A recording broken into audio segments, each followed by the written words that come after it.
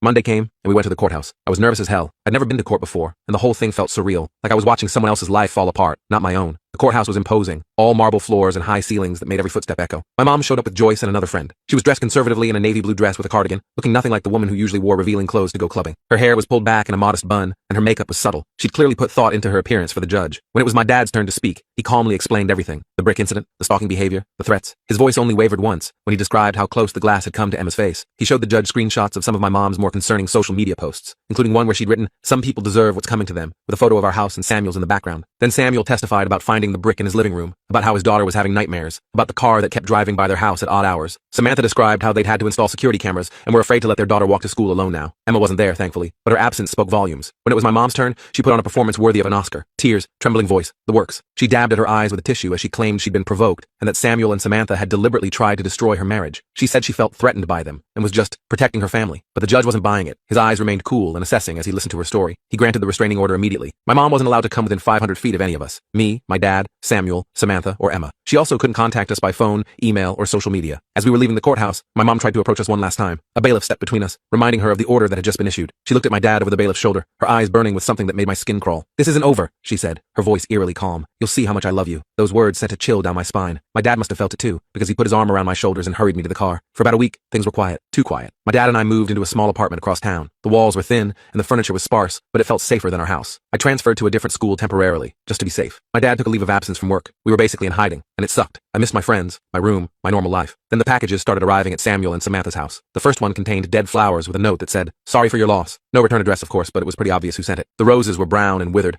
like they'd been deliberately left to rot before being sent. The second package had family photos of Samuel and Samantha that had been defaced, their faces scratched out, crude drawings added. It was disturbing as hell. Some of the photos had been taken from their social media accounts, but others seemed to have been taken from outside their house, through windows. The thought of my mom looking outside their home with a camera made my stomach turn. But the third package was what really crossed the line. It contained the diamond necklace my dad had given my mom years ago, the one he'd saved up for because she'd pointed it out in a magazine. I remembered how proud he'd been when he gave it to her on their anniversary. Except now it was snapped in half, with a note that said, "Broken, just like your promises." The diamonds caught the light as Samuel showed it to us, the broken chain dangling like a warning. Samuel called the police immediately. They took the packages as evidence and dusted for fingerprints. Sure enough, they matched my mom's. She hadn't even bothered to wear gloves. The police arrested her the next day for violating the restraining order. This time, when she called from the station, it wasn't my dad she called, it was Joyce. But apparently even Joyce was getting tired of my mom's behavior, because she didn't bail her out right away. The arraignment was scheduled for 2 days later. My dad and I decided to attend, along with Samuel and Samantha. We sat in the back of the courtroom, trying to be inconspicuous. Samuel's hand occasionally went to his wife's shoulder, squeezing gently whenever she tensed up. When they brought my mom in, she looked different, disheveled, angry, nothing like the put-together woman who'd appeared at the restraining order hearing. Her hair was unwashed, and her orange jumpsuit hung loosely on her frame. When she spotted us in the audience, she actually smiled, like she was happy to see us. It was creepy as hell.